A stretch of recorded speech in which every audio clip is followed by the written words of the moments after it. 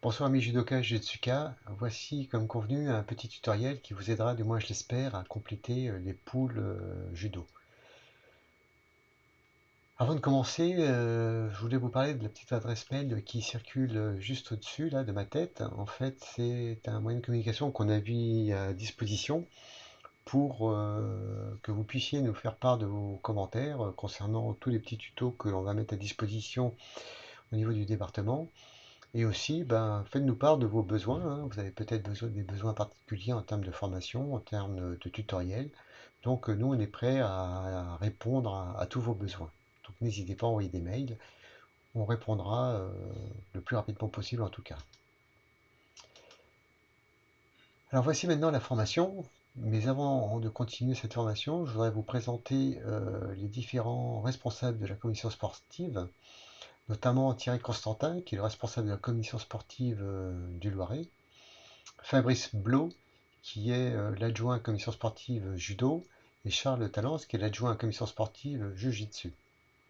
Mais évidemment, la commission sportive ne se cantonne pas qu'à ces trois personnes-là, hein.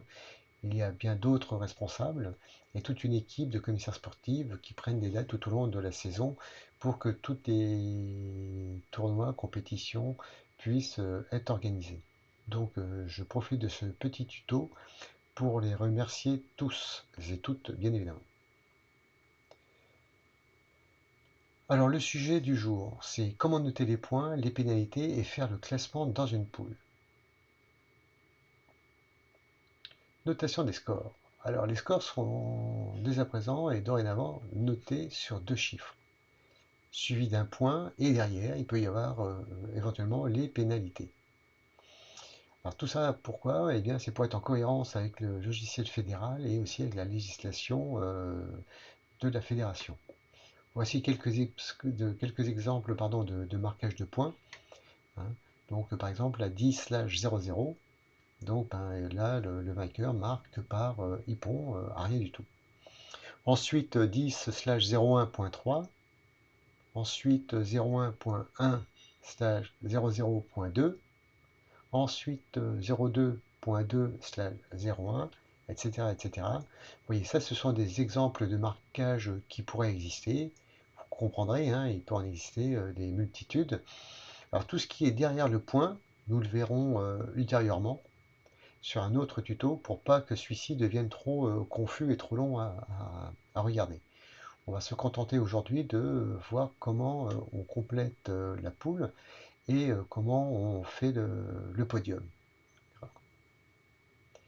Alors, l'attribution des points en poule. Alors, la victoire s'obtient grâce soit à un Wazari, donc la marque serait 01/00, et ce Wazari vaut 1 point. Wazari à Wazate Ippon, le marquage serait 02/00, et ce Wazari à Wazate Ippon vaudrait 10 points.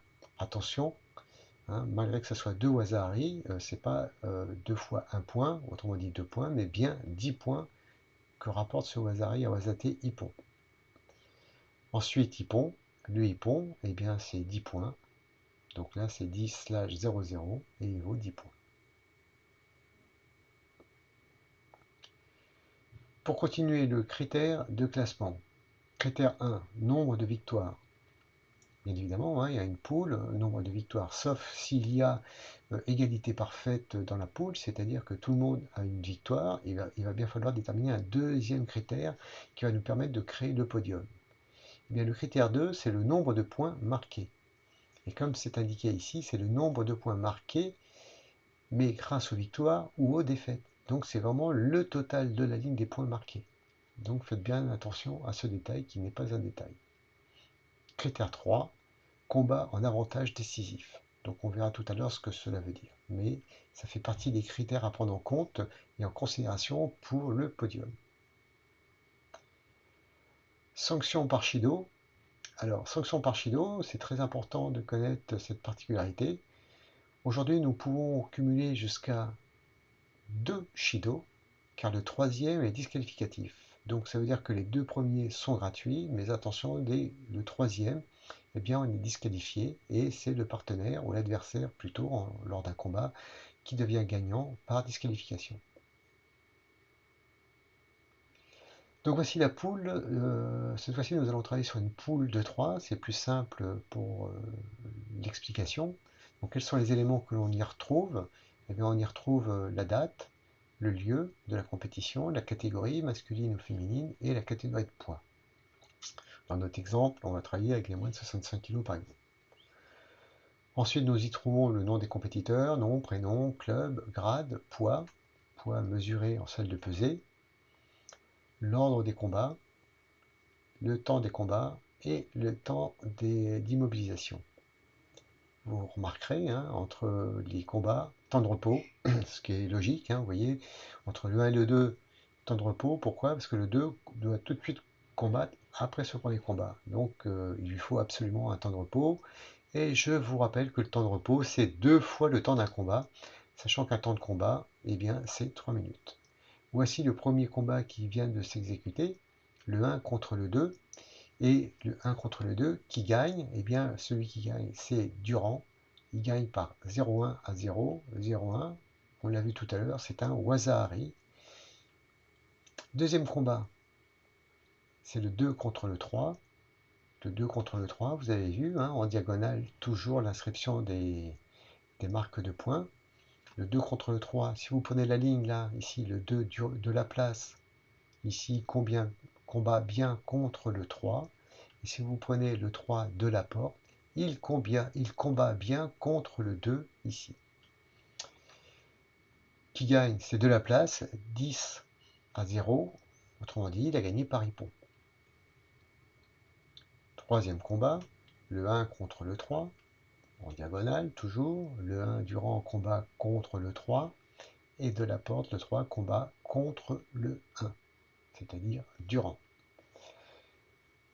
Victoire 0-0, donc il n'y a pas de victoire, enfin pas de point marqué pour la victoire. Par contre, ici il y a un marquage 0,0.2 et ici 0. Nous verrons tout à l'heure à quoi correspond cette valeur 0.2. La poule étant terminée maintenant, eh bien, il faut calculer le nombre de points pour éventuellement établir le podium et aussi calculer le nombre de victoires. Donc le nombre de points pour Durand, eh bien, un Wazahari, on a dit qu'un Wazahari c'était un point, donc un point. Deuxième ligne de la place, lui il a gagné par un nippon, on a dit un nippon c'était 10 points. Ensuite de la porte Jean, lui, 0 points, hein, 0, 0 égale toujours 0, hein, il n'y a pas photo comme dirait l'autre, donc 0 points.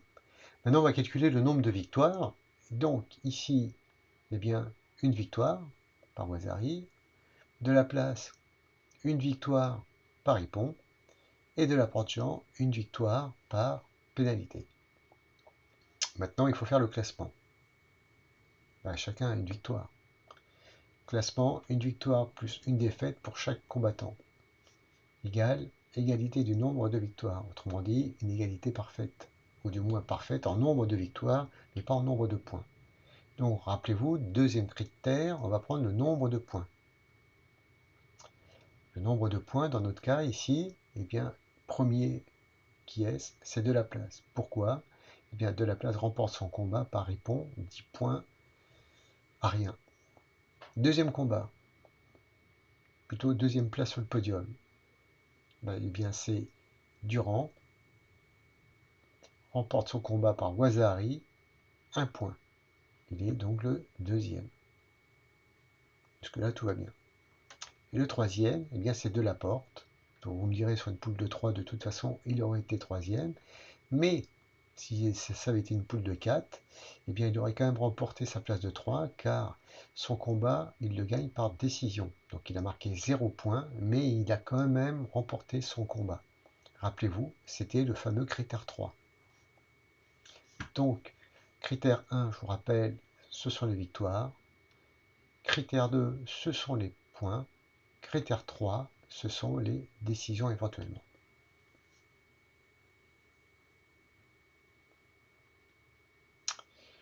Voilà pour les poules. J'en dis pas plus, parce qu'après le tuto devient lourd et pesant à lire. Donc je ferai d'autres exemples sur d'autres petits tutoriels. Et sur le prochain tutoriel, justement, j'aborderai tout ce qu'il y a derrière ce fameux point, c'est-à-dire les pénalités, les sanctions, les arrêts ou les forfaits médicaux, etc., etc. Donc je ferai une poule ou deux poules en abordant ce sujet-là. Euh, pour l'instant, donc ce tutoriel est terminé.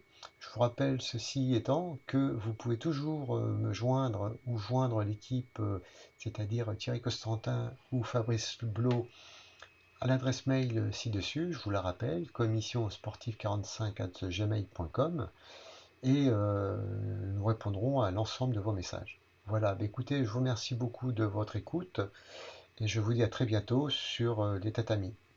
Bonne soirée.